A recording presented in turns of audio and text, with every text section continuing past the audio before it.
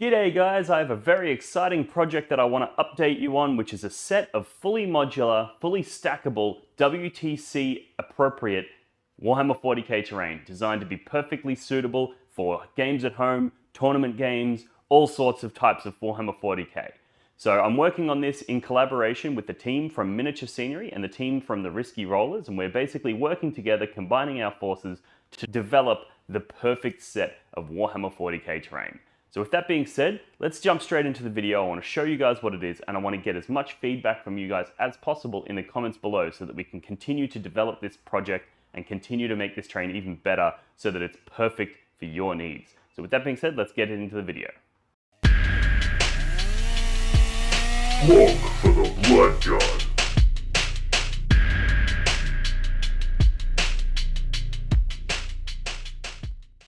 Alrighty guys, so this is the first prototype. Now we've got a few bits and pieces we want to work out, but I wanted to show you guys the prototype so that we can get some more, feedback from you guys before we take this project to the next step. So I'm going to flick over to a top-down view now, and as you can see, we've got pretty much a full table's worth of terrain. So it's a relatively light table, but we've got two big line of sight blocking L-shaped ruins here, another two smaller ones here, then we've got some crates and containers here and here. We've got vents, your WTC style vents, and then WTC style forests. We can have a look at it on a close-up sort of level there, where you can see that the way that these L's look and the way that we've got these tall ones over here, for example, the crates over here. There's some really interesting stuff in this set. It's quite interesting. It's quite, it's similar to what you would have seen at your WTC style events. However, there's a couple of things that this set does that no other set does. So what I'm going to do now is I'm going to switch over to this camera, and I'm going to show you that this big L-shaped ruin here is designed so that this one actually slots inside. So for storage purposes, it takes up way less space. So that's the first interesting part of the way that this terrain set works. The next part is these crates, these shipping containers. And basically these also nest inside each other. Right?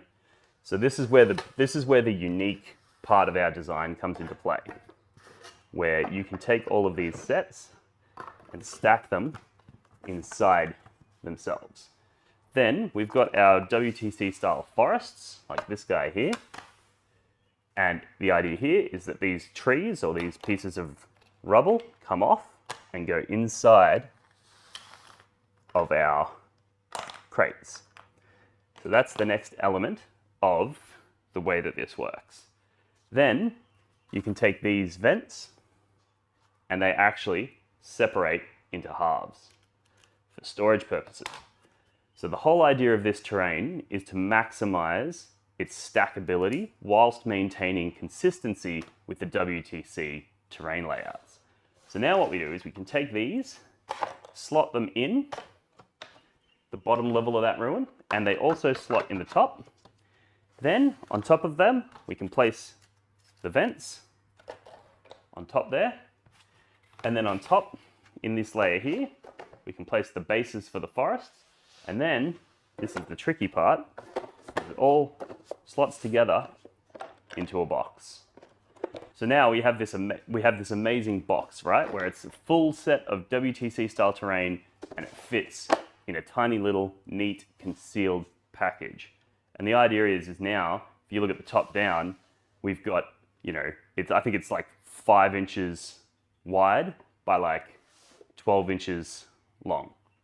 So you can fit on a standard, 6x4 board, if that's what you're using for your actual boards that your tables, your mats go on, you can fit a fuckload of these terrain sets and they all stack in with each other. And the beautiful thing here is for a tournament organizer, that means that they can fit hundreds of tables worth of terrain in tiny spaces. One of the biggest challenges as a tournament organizer is storing your terrain. Well, this solves that problem for you. It also means that when it comes time to setting up and packing up tables, you just have one of these crates per table. So you just go, cool, as you're rolling it out, you put your boards down, you go one of these per table, and that's enough to make all of the different WTC layouts. So we've got a few developments that we're going to do for this going forward, but that's the plan, is that one box will do one table. And that means when it comes time to pack up, everything on this table packs into the box and goes back in the van or the trailer or whatever it is that you're using to transport the terrain. And it just means that it's so much easier on the tournament organizer side, making sure that every table has the appropriate number of pieces of terrain, making sure that every table doesn't get mixed up and you don't end up with a box that's supposed to have stuff from that table go on this table, and it just becomes a nightmare. So this solves that challenge. And it also means for players at home, if you want to pick up one of these sets, then you can fit this under your bed, no worries. You can fit this in your bedside cabinet. You can fit this in your wardrobe somewhere. And it takes up very little space. And if you then also have a mat that you can roll out, well, now your storage capacity is massively increased because these take up fuck all space. So really good solution for those who like live in apartments or something like that. And you want to be able to roll this out on the dining room table or whatever, play your game. But you don't want to have a huge tub of terrain that's all GW terrain or it's all, whatever. This will make it a ton easier. And even more tournaments that get on board with this, if you also purchase one of these sets, you'll have tournament ready terrain to practice on at home. So when you're practicing on the same type of terrain that you'll be taking to tournaments that players will be playing on at tournaments. So it ticks all of those boxes. And then in addition to that, this terrain is designed to actually look appealing. So we've got a lot of work to go on it, but things like instead of having your standard just straight edge, edges along here, we've given it a bit of a crackle kind of look. And the idea is that perfectly slots in like a jigsaw puzzle with the other piece. But it just gives it a little bit more of a realish kind of feel whilst maintaining the same level of functionality. We've also got, as you can see, like these chaos designs on the front here. This was just a prototype to test if having a design on the front would limit the stackability of them. So we're going to be working on a whole bunch of different designs to go on the fronts of these. So one of them will be like an Imperial world that'll have a big Aquila covering the front of the building. Then we're going to do like an Orc world that's going to have glyphs and scrapyard stuff on it. We're going to do a Forge world that instead of having arched windows, it's going to have like round vents for windows, and it's going to have control panels and pipes and stuff on it. So we're going to come up with a bunch of different like accessory packs that you can stick onto these to give them that sort of unique feel for your army or for your, tabletop. And it'll also mean when you go to tournaments, you're not playing on the same table every single time. Even though there's going to be functionally similar pieces of terrain on every table, each table will have its own unique feel. You'll feel like you're playing on an Orc world, then you'll feel like you're playing on a Chaos Corrupted world. So there's a lot of stuff we're going to be doing in terms of design work, but this is the prototype for functionality. There's one other thing that this set does that's quite interesting, I think, and that is it's designed so that they nest together like that. So if I take the close-up of that, you can see that the way that they're connected along this line here is a perfect lock. So that way, if you wanted to play some kind of like, some kind of narrative style game at home or something like that, you can actually nest all 4 pieces together and create real buildings that people, can't see into. So you could go, cool, I'm gonna have a building here that's all 4 pieces connected, and maybe I'll buy a second set and have a building over there.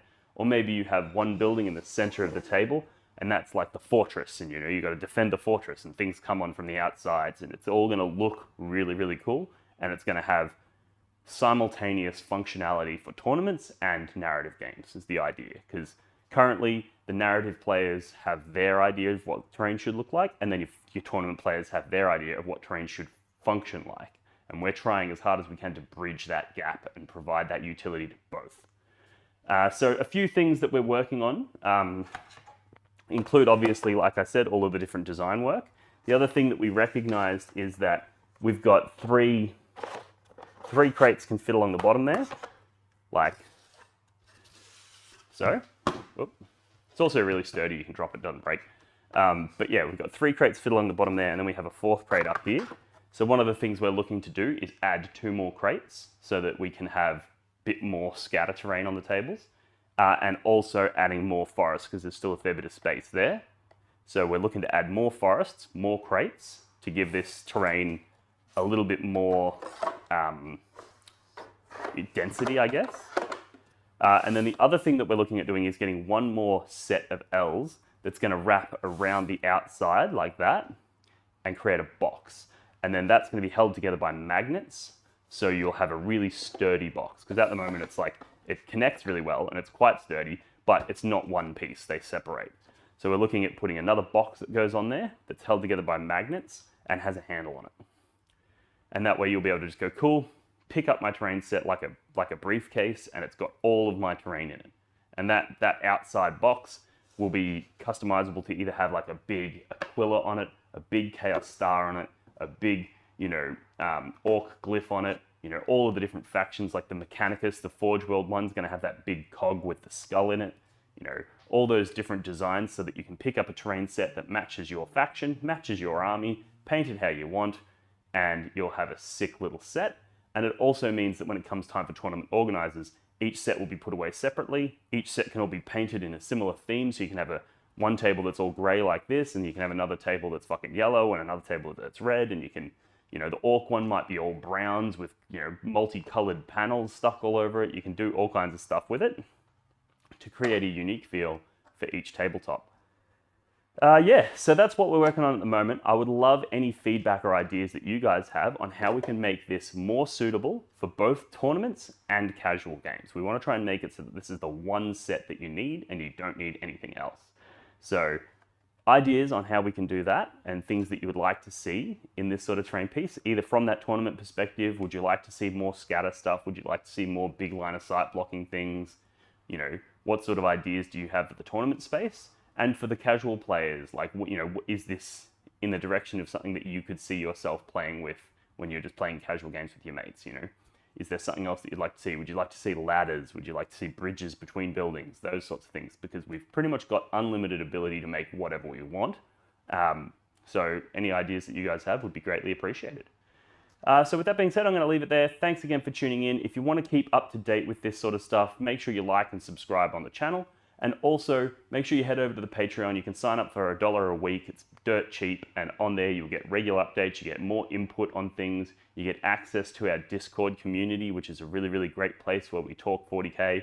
Everything from hobby updates, when we show each other what armies we're working on, all the way through to advanced coaching and training, that sort of stuff. We do a lot of list writing, all that sort of stuff. It's a beautiful little community. It's quite small at the moment, which is really good because it means you get one-on-one sort of feel. You don't just get lost in a sea of comments, you actually feel involved, you feel part of a community. So we're looking to grow it, but at the moment it's really, really good. It's really quite small. And yeah, so we'd love to have you there. And then further to that, if you want to show your support for the channel so that I can continue to work on projects like this, you can do so obviously via Patreon, but also by purchasing the Neoprene objective markers that I have for sale over on 3D6 Wargaming, link in the description. Or you can show your support by picking up a shirt like the one I'm wearing now from my Teespring site, link also in the description. There's all kinds of different ways that you can show your support. So I appreciate all the support I get, and I will see you guys in the next one. Cheers. Smoke for the Blood God.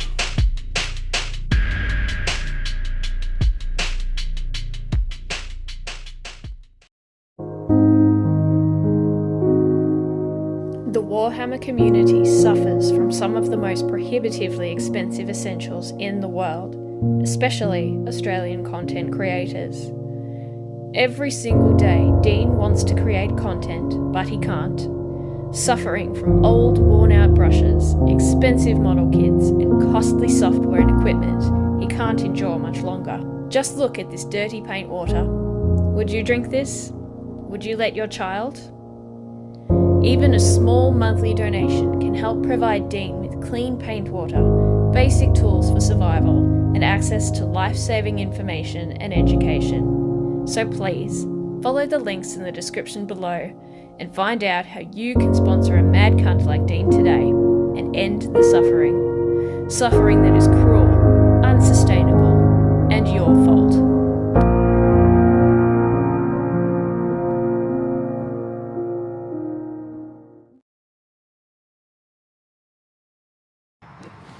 Do your objective markers ever get lost behind terrain or other models and become difficult to see? Do they ever get bumped and accidentally moved during a game? And do they ever spark arguments about distances? Well, not anymore. Introducing the blog for the Blood God, not even remotely patented Neoprene objective markers. Made from the same material as astronaut suits, or maybe military equipment, or probably neither of those things, this 2mm thick neoprene synthetic rubber is tear resistant, water resistant, and is designed to last. But that's not all. The blog for the Blood God, not even remotely patented neoprene objective markers come in a variety of different designs and styles to suit any faction represented in the Warhammer 40,000 universe. These objective markers are a perfect gift for yourself or a friend, and are a perfect way to flex and show your opponent that not only are you a smarter, cooler, and better 40k player than them, but you also have more disposable income than they do. For the low price of $25, you'll get not one, not two, but 6 neoprene objective markers, perfectly designed for 9th edition Warhammer 40k. But wait, there's more. For a limited time only, people who sign up on Patreon to support Blog for the Blood God as a Skull Champion tier $5 per month member will gain access to a custom design service where I will design a unique logo to support their gaming club, like the one I did to the left here for the Potato Farmers local gaming club here in Melbourne. Follow the links in the description of this video to pick up your set today.